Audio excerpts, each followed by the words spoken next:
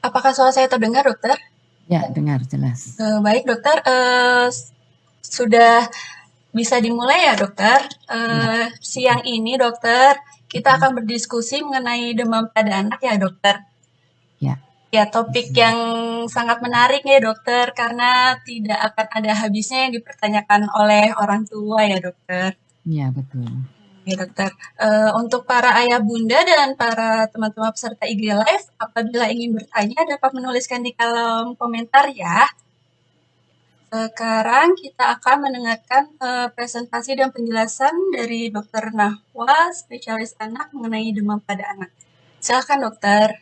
Baik, terima kasih Dr. Meika. Selamat siang, Assalamualaikum warahmatullahi wabarakatuh.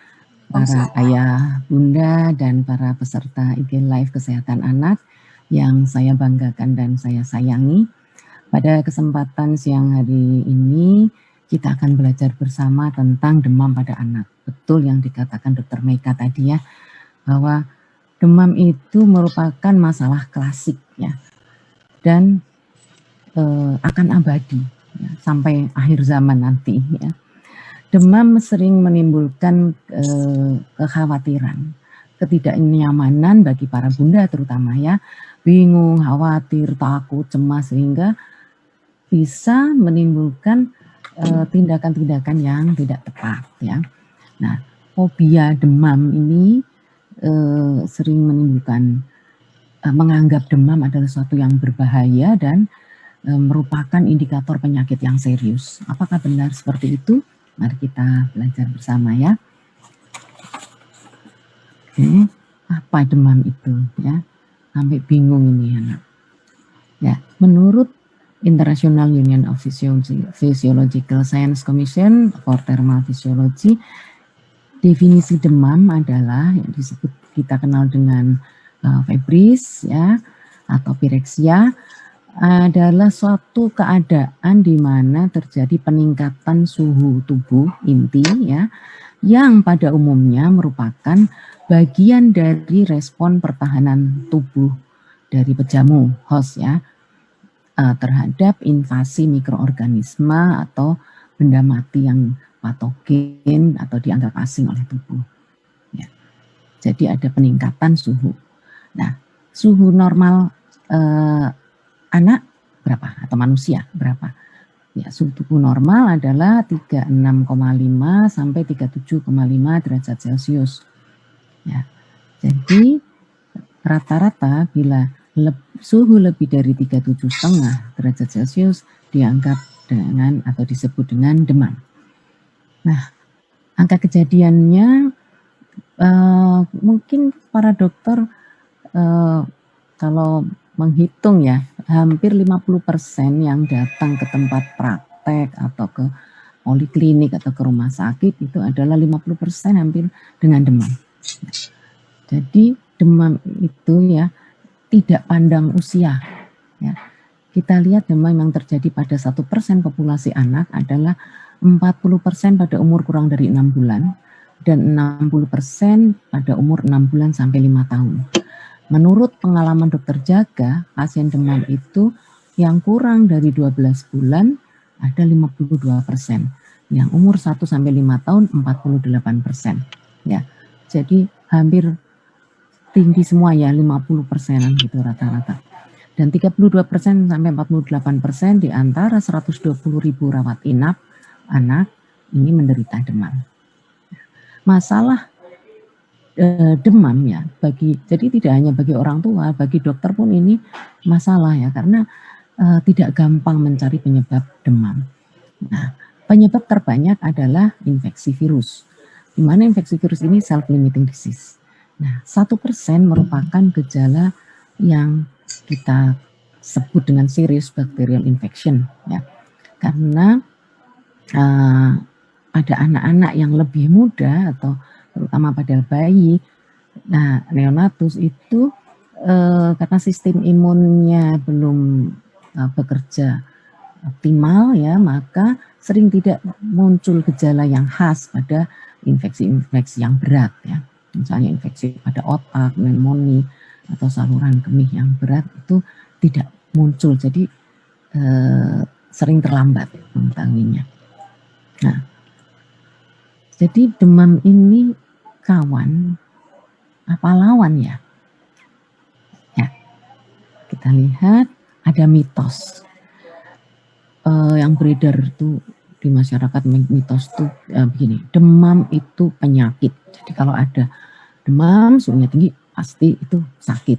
Nah, faktanya demam adalah justru suatu gejala dari suatu penyakit. Jadi demamnya sendiri itu bukan penyakit, tetapi muncul akibat adanya suatu penyakit atau mungkin ada dehidrasi atau pasca imunisasi. Nah, ada juga mitos yang anak yang suhunya naik berarti itu dia demam. Tapi belum tentu. Dapat terjadi peningkatan suhu karena aktivitas yang berlebihan. Anak itu ada yang mumpung libur dari pagi sampai siang susah dicari ya, dia main sepak bola, yang ini yang itu, nanti pulang ibunya meraba, wah kok suhunya naik, wah demam nih anak saya sakit. Nah, tapi kalau yang disebabkan peningkatan suhu yang disebabkan karena aktivitas yang berlebihan, ya lari-lari, mainan macam-macam itu ya, itu nanti akan turun sendiri. Nah, mitos juga ada semua demam itu buruk gitu ya. Berarti ini lawan dong ya. Nah, kenyataannya bahwa pada suhu 37,5 sampai 40 derajat Celcius, justru sistem pertahanan tubuh bekerja optimal untuk melawan infeksi. Jadi demam adalah kawan. Nah, ada mitos demam disebabkan pada bayi ya, giginya akan tumbuh gitu. Tapi tidak selamanya, hanya terjadi pada awal erupsi gigi yang pertama. Nah, mitos juga suhu tinggi akan menyebabkan kejang. Waduh, demamnya tinggi ini pasti kejang nanti. Nah, ternyata yang terjadi kejang hanya 4%. Khususnya jika ada riwayat kejang pada keluarga, kejang demam ya. Nah, mitos juga semua demam perlu diberi obat penurun panas. Nah, ternyata demam hanya perlu diobati jika anak merasa tidak nyaman atau bila ada riwayat kejang. Nah, biasanya anaknya masih enjoy saja, masih bisa mainan, tapi ibunya yang panik. Nah, jadi juga pemberian obat ini mengobati ibunya juga ya, artinya memberi ketenangan pada ibunya. Nah, mengapa bisa demam? Kita punya yang Bunda pernah atau familiar dengan termostat gitu ya, pengatur suhu gitu. Nah, kita sebagai manusia yang homeotermik ini ya, ini juga memiliki alat di dalam otak, di dalam hipotalamus yang namanya termostat. Ini untuk mengatur suhu. Ya, suhu itu adalah hasil dari produksi metabolisme tubuh ya, yang dimana ini diperlukan untuk kelancaran aliran darah dan menjaga agar reaksi-reaksi kimia yang di dalam tubuh itu bisa berjalan dengan lancar ya, karena enzim-enzim itu juga bekerja pada suhu-suhu tertentu. Karena untuk itu maka termostat ini bertugas untuk menjaga kestabilan ya. Nah, suhu tubuh ini diatur melalui suatu mekanisme yang menyangkut susunan saraf, biokimia dan hormonal. Ya. Jadi tidak sendirian. Nah, hipotalamus ini akan menerima laporan ya keadaan suhu. Kalau dari dalam itu dari aliran darah yang ke otak nanti akan melaporkan. Kemudian juga yang dari luar itu dari reseptor panas yang ada di kulit ya. Jadi begitu termostat itu akan menjaga set point agar tetap dalam suhu yang seimbang 37 derajat Celcius, naik turun 1 derajat ya. Apabila dilaporkan suhu di luar tubuh lebih dingin, maka termostat hipotalamus akan memerintahkan untuk otot-otot ya menjadi untuk memproduksi panas, yaitu dengan menggigil ya. Kita sering menggigil ya, di luar dingin kita menggigil sehingga menimbulkan panas, dan kemudian juga di perintahkan untuk aliran darah ke jari-jari kaki maupun tangan untuk dikecilkan atau vasokonstriksi sehingga timbullah dingin pada ujung-ujung jari dan juga mengurangi pengeluaran keringat. Gitu. Nah, demikian pula sebaliknya. Kalau di luar dilaporkan bahwa suhu lebih tinggi, maka akan dibuat untuk pengaturan sehingga dilebarkan pembuluh darahnya sehingga terjadi penguapan dan terjadi pengeluaran keringat. Gitu ya. Kalau demam yang disebabkan oleh karena infeksi ya, di udara ini kita kan banyak mikroorganisme yang tidak terlihat oleh mata, yaitu ada virus, ada bakteri, ada jamur, parasit yang itu bisa masuk ke dalam tubuh kita yang dengan jumlah tertentu, dengan keganasan tertentu, maka akan bisa menyerang tubuh kita dan mengakibatkan sakit.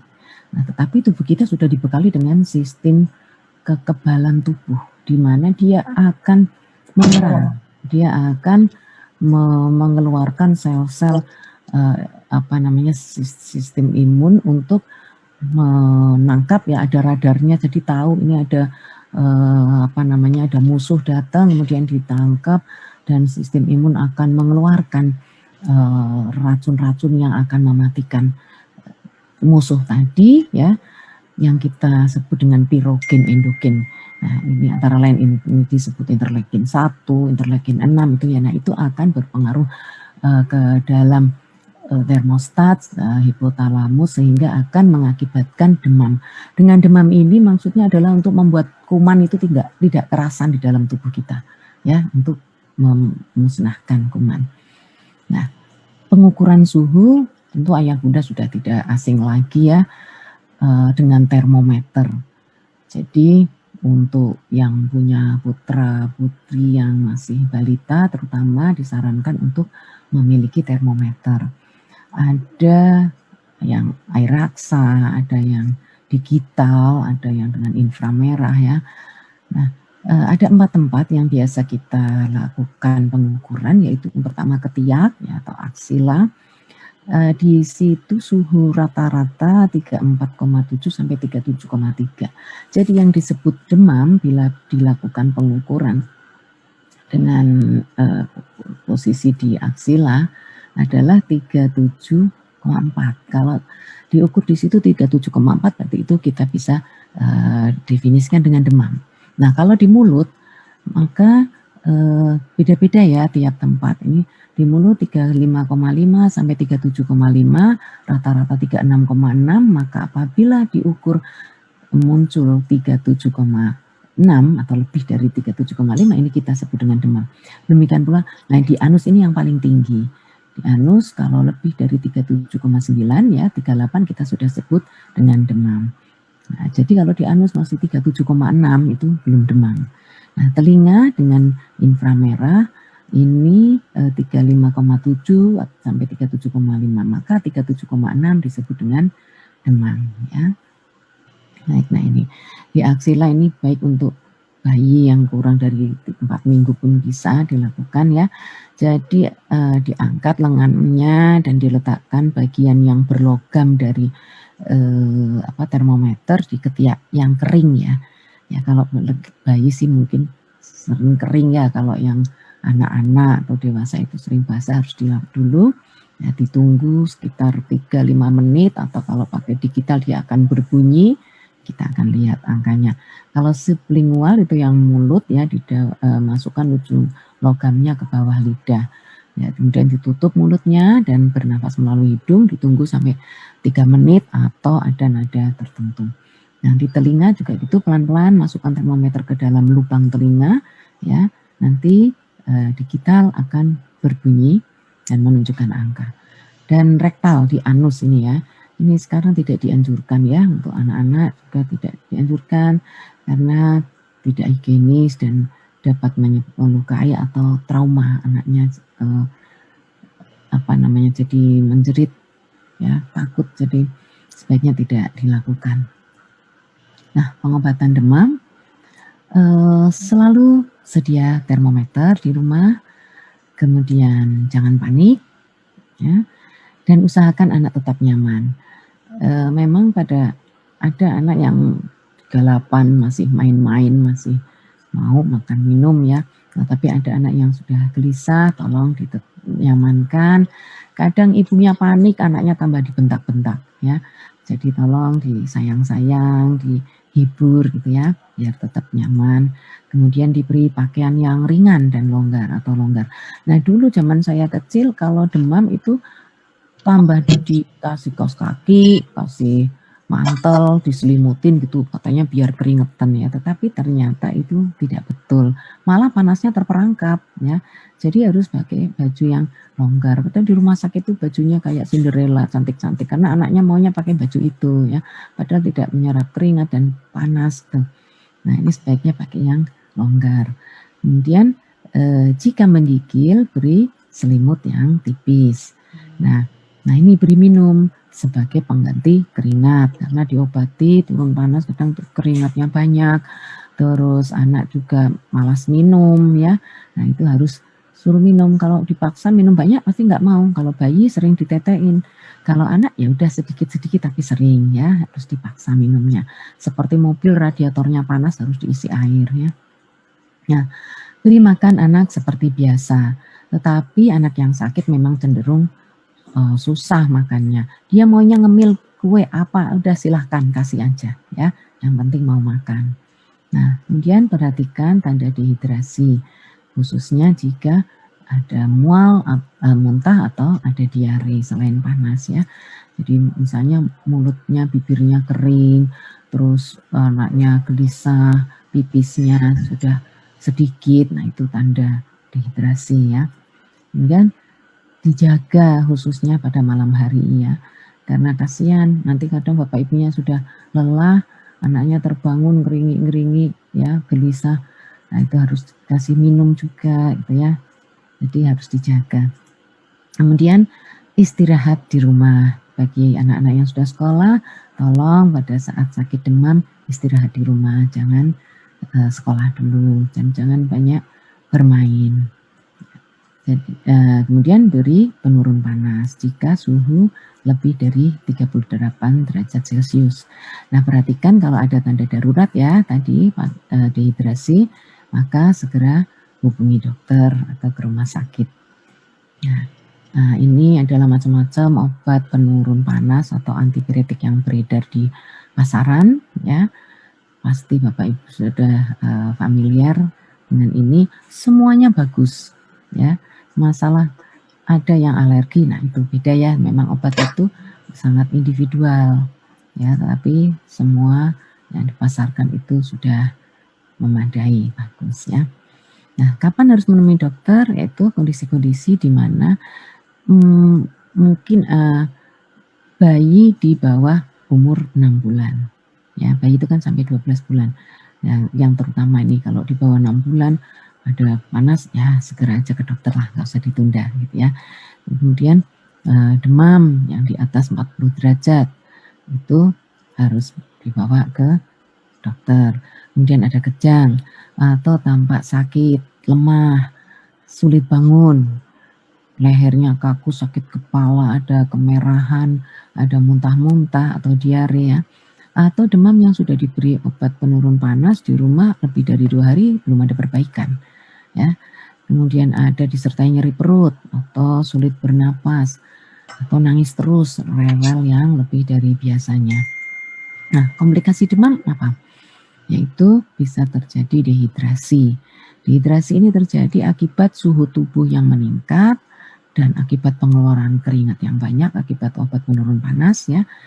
Jadi dengan adanya demam dan infeksi ini meningkatkan metabolic rate lebih dari 1,5 kali, maka harus butuh cairan. Kalau tidak maka akan bisa muncul komplikasi berupa dehidrasi.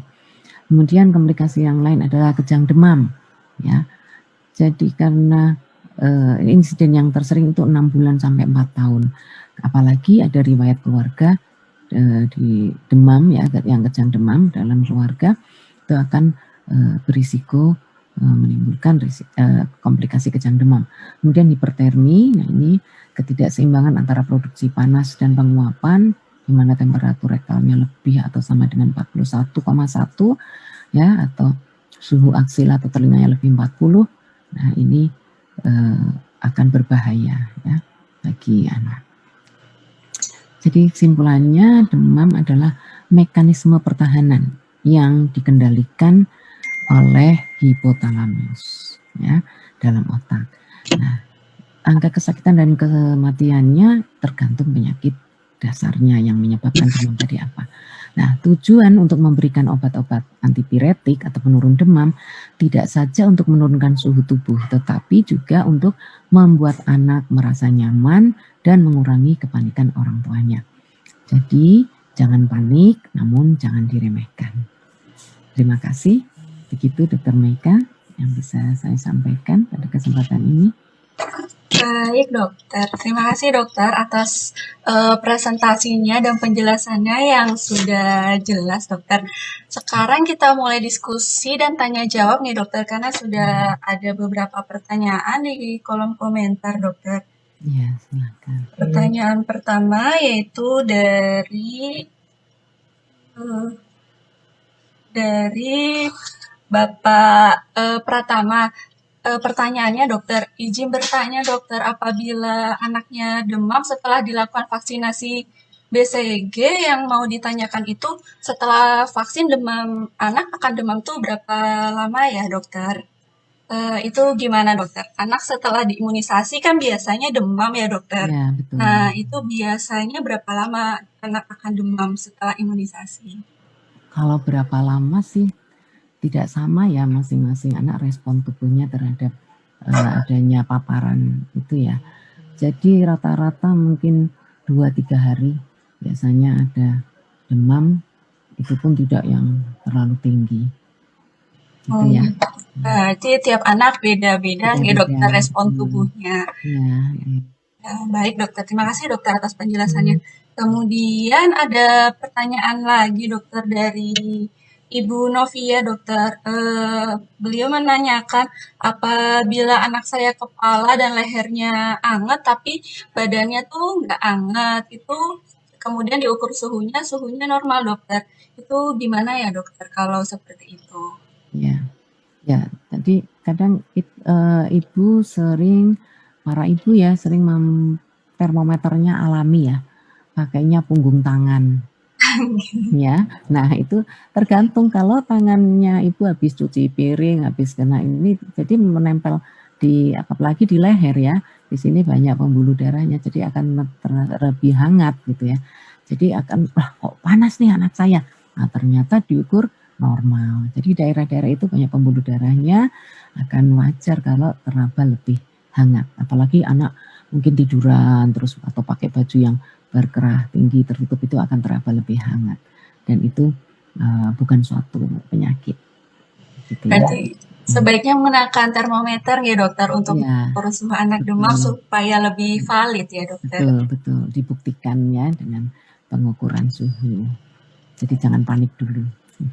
Baik dokter, selanjutnya dokter ada pertanyaan lagi nih dokter dari Ibu Febri.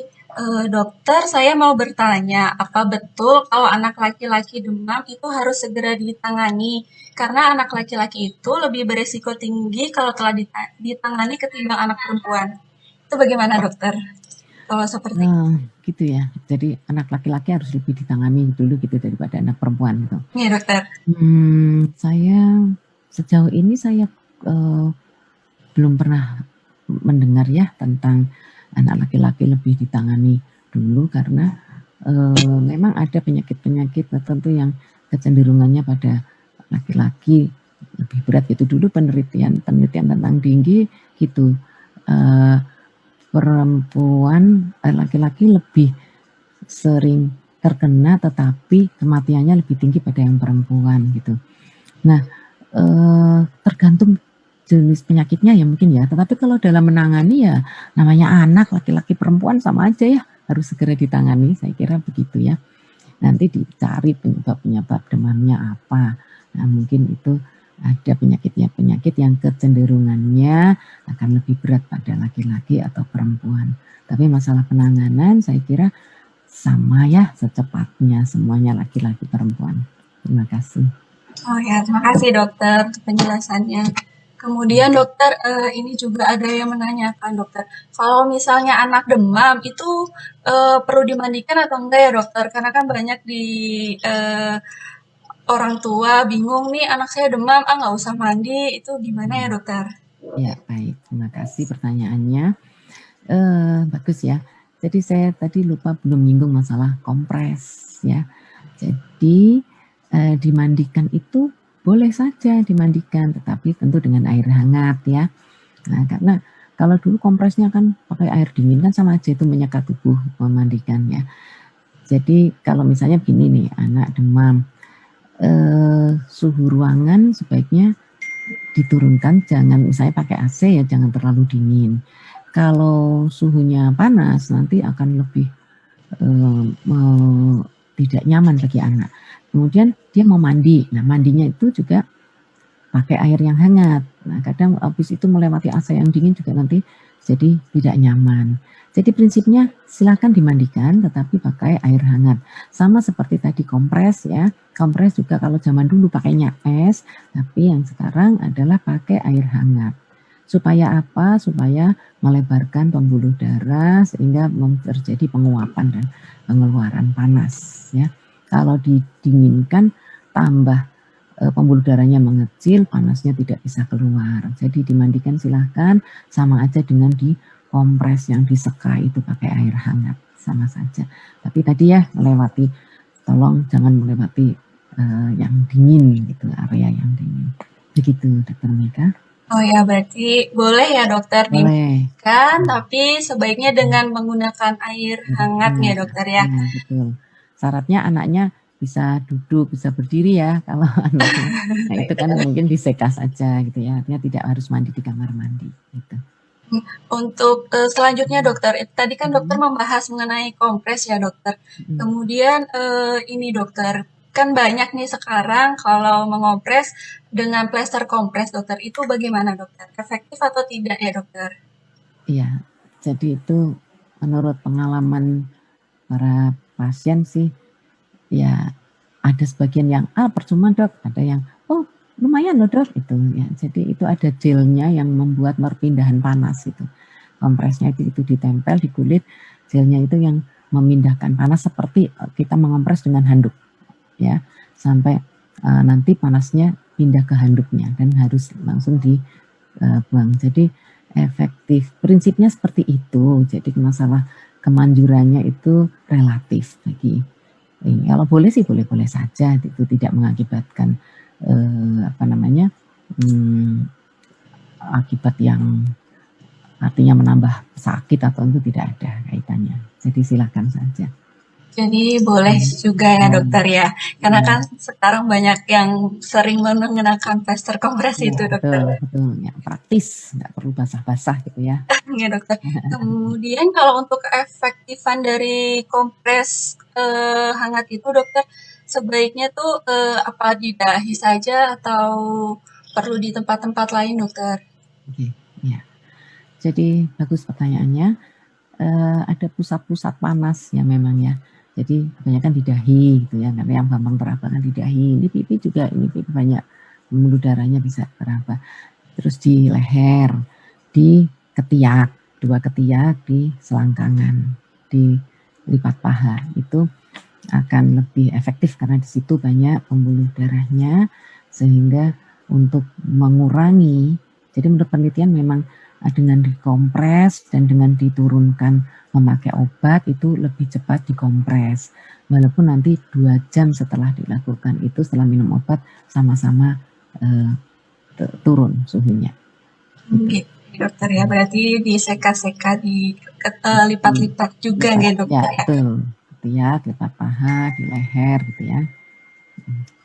Terima kasih dokter. Kemudian ini ada pertanyaan dari Ibu Nanda bertanya, izin tanya dokter, jika anak sudah diberikan paracetamol, tapi setelah 2 jam anak naik lagi suhu badannya, demam lagi, itu apa boleh diberikan obat dari anus dokter? Terima kasih dokter. Ya, terima kasih. kalau penggunaan obat ya yang tadi paracetamol memang kan dia hanya memotong panas saja sehingga nanti pasti akan naik lagi suhunya ya, terutama misalnya pada demam dengue. Nanti namanya fase demam ya dia pasti akan naik lagi. Nah, setelah efek obat habis pasti ada naik lagi. Boleh saja tetapi kurang nyaman ya kalau di anus. Jadi kalau masih bisa memakai, artinya nggak muntah-muntah, masih bisa obatnya lewat mulut ya, enakan lewat mulut aja gitu ya. Saya efektivitasnya sama sih. Baik dokter, untuk menyambung dari pertanyaan yang sebelumnya dokter, kalau untuk pemberian penurun panas dari paracetamol dan ibuprofen yang diberikan selang-seling itu gimana ya dokter penjelasannya dokter? Ya, dulu memang sempat dilakukan seperti itu ya, tetapi menurut rekomendasi demam tidak perlu dilakukan selang-seling. Jadi salah satu saja gitu. Oh jadi ya, tidak efektif. Salah satu saja ya. Ada di rekomendasi demam, saya lupa rekomendasi ke berapa. Ada 20 sekian gitu. Jadi lebih sekarang tidak lagi dipakai yang selang-seling, tetapi salah satu saja. Baik dokter. Lalu kemudian sebaiknya kalau misalnya anak demam di rumah, sebaiknya apa yang digunakan oleh ibu-ibu di rumah dokter untuk penurun panasnya? Ya. Apa ada kondisi-kondisi tertentu sebaiknya pakai obat golongan ini atau golongan itu gitu dokter? Ya, terima kasih. Tidak semua demam harus diturunkan dengan obat, gitu kan ya prinsipnya ya. Jadi kalau memang anaknya ada kejang sih pasti ya. Misalnya kan ibunya ini anak ini sudah pernah kejang saat suhu 37,6 atau 0,8 gitu. Jadi sebelum suhu segitu sudah diturunkan. Masalah obatnya apa yang relatif ya, kan ada 3 macam ya yang sering kita pakai ya, yang paracetamol, kemudian ibuprofen dan acetaminophen. Nah, acetosal. Jadi yang paling lebih mudah atau lebih kecil efek sampingnya ya untuk pertolongan pertama adalah dengan paracetamol. Gitu. Misalnya seperti anak dengan demam yang infeksi virus dengue itu memang seharusnya pakai paracetamol saja, karena misalnya seperti ibuprofen itu sering iritasi, menimbulkan iritasi lambung sehingga menambah mual gitu ya, jadi tidak nyaman bagi anak. Kalau acetosal, aspirin itu kalau misalnya ternyata anaknya dengue gitu, itu akan ada dia anti agregat ya. Nah, di mana pada demam dengue itu ada trombositopeni. Kita kan tidak tahu demamnya itu pada anak tersebut penyakit dasarnya apa, sehingga yang paling lebih aman yang memakai paracetamol. Gitu. Bukan sponsor ya ini ya. Artinya dilihat dari risikonya, tapi tiap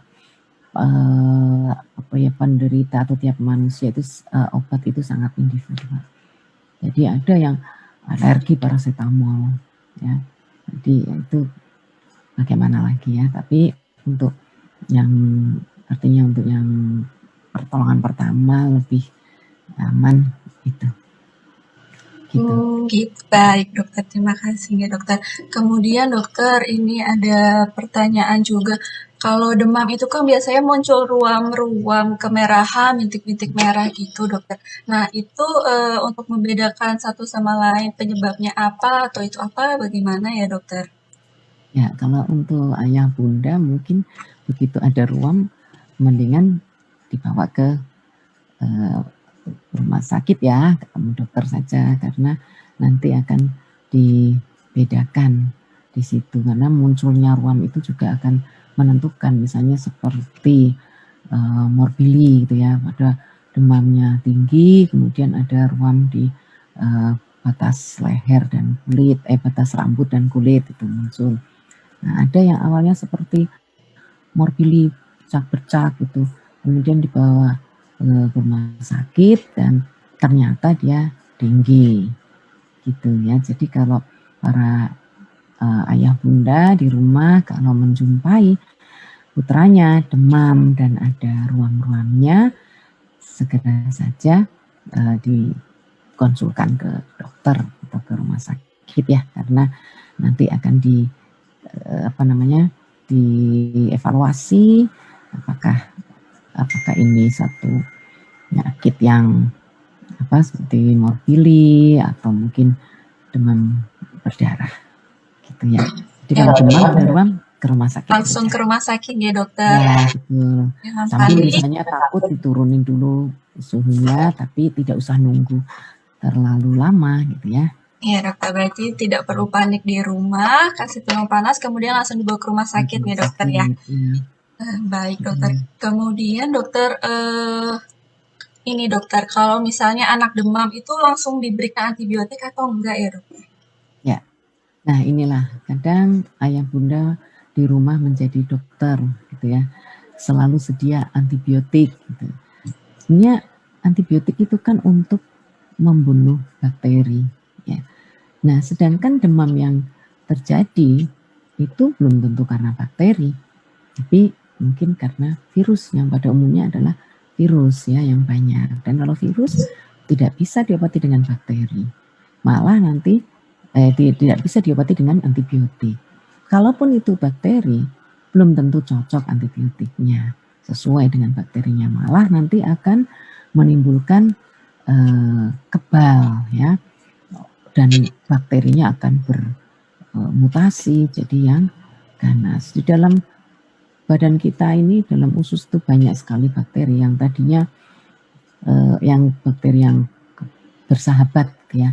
Nah, tapi dengan adanya pemakaian antibiotik yang tidak tepat, itu sudah dibahas ya Dokter Hilmia pada minggu yang lalu ya, itu justru akan menghilangkan bakteri-bakteri yang bersahabat dengan kita gitu, atau akan bermutasi menjadi yang jelek ya. Jadi demam jangan langsung diberi antibiotik.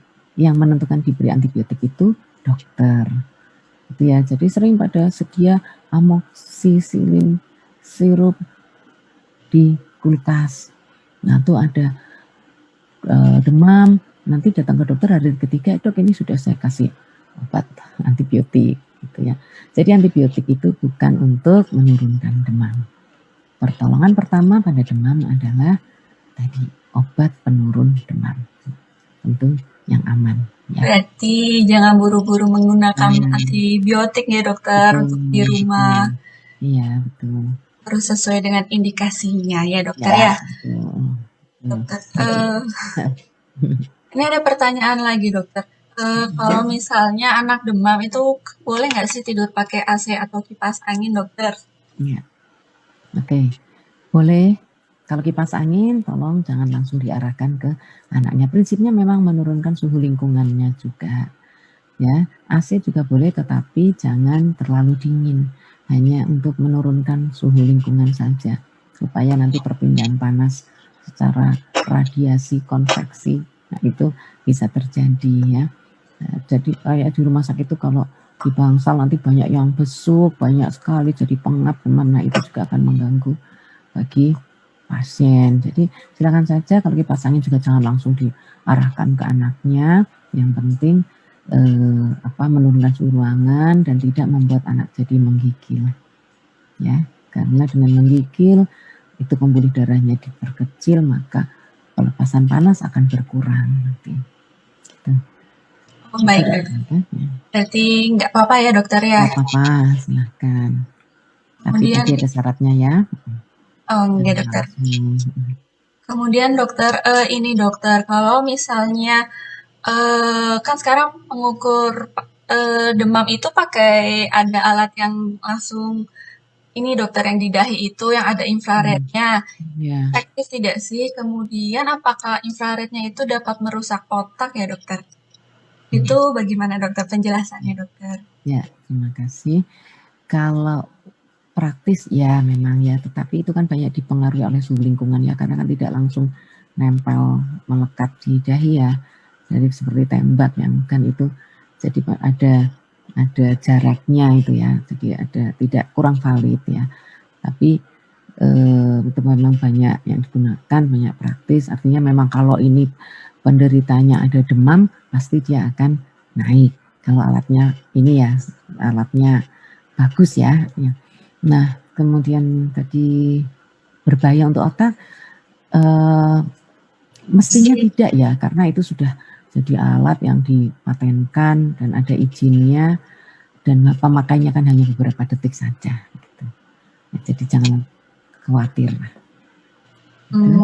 Itu dokter. Jadi untuk merusak otaknya berarti tidak ya dokter, infrarednya itu Ya, dokter. mestinya tidak ya, penggunaannya kan hanya sebentar-sebentar saja, dan itu masih sudah ada penelitiannya dan ada jaminannya dari Departemen Kesehatan ya, ada izinnya. Dokter. Kemudian ini ada pertanyaan dari Ibu Indah, kalau misalnya anak suhu tubuhnya itu lebih dari 39, itu langsung dikasih antibiotik atau tidak ya dokter? Ya, terima kasih, jawabnya sama ya dengan yang tadi, karena demam yang tinggi belum tentu disebabkan karena infeksi bakteri. Pemutus pemberian antibiotik adalah dokter. Jadi untuk ayah bunda di rumah dengan demam, lupakan antibiotik ya, tapi dengan antipiretik dulu, penurun panas. Berarti pertolongan pertamanya tetap obat penurun panas aja ya dokter? Iya, betul. Jangan jadi Atau dokter di rumah. di rumah gitu ya. Kecuali ayah bunda yang memang dokter ya, itu pun tetap ada persyaratannya, tidak langsung diberikan antibiotik ya. Kemudian ada pertanyaan lagi dokter dari Bapak Fata menanyakan, selamat siang dokter, sebenarnya untuk kompres demam pada anak itu dengan air hangat atau dingin, dan lebih didahulukan mana, dikompres dulu atau diberikan obat penurun panas dulu, atau obat penurun panas dulu baru kompres dokter? Iya, terima kasih. Jadi tidak ada patokan yang harus mana dulu ya. Jadi kalau kan tadi kalau misalnya tuh suhu 38 itu anaknya masih enjoy, masih mau makan minum, masih mau, nggak usah diobatin. Nah itu kadang orang tuanya, mamahnya itu yang bingung, aduh gimana ini panas, masa nggak boleh diobatin ya. Yang panik mamahnya. Kenapa? Karena pada suhu tersebut justru sistem imun bekerja dengan baik dan dalam memerangi infeksi itu. Nah, tapi kalau anaknya terus nangis terus, nggak mau makan, nggak mau minum, mamanya ketakutan, silahkan diberikan obat. Nah, ada yang maunya, cobalah nggak usah diobatin, saya kompres dulu, silahkan. Itu tidak ada patokannya, harus yang mana dulu, ya. Dikompres air hangat ya, bukan air dingin, karena kalau air hangat akan membuat pembuluh darah lewat kulit itu pembuluh darah jadi vasodilatasi, melebar. Dengan melebar maka akan terjadi pengeluaran panas ya. Mungkin ada keringat juga akan nanti keluar. Itu ya. Ya dokter. Berarti boleh saja ya dokter ya? Iya, boleh. Kompres campur itu juga, misalnya demamnya tinggi banget, saya takut, silahkan aja, nggak apa-apa. Ya. Kemudian dokter, ini kan pada demam tuh banyak mitos-mitos yang beredar ya dokter. Contohnya misalnya salah satunya pertanyaannya itu adalah, kalau anak saya demam, ini kayaknya anaknya mau pinter deh, itu benar nggak ya dokter? Ya, saya menurut ilmu tidak ada seperti itu ya. Kadang, oh ini demam atau terus diare, terus mau bisa jalan gitu ya. Secara teori tidak ada seperti itu ya. Mungkin karena mau bisa jalan itu anaknya karena pas diare, nah itu anaknya kan merangkak dulu, kemudian tangannya megang-megang apa, masukin ke mulut, megang apa, masukin, nah terus akhirnya dia diare.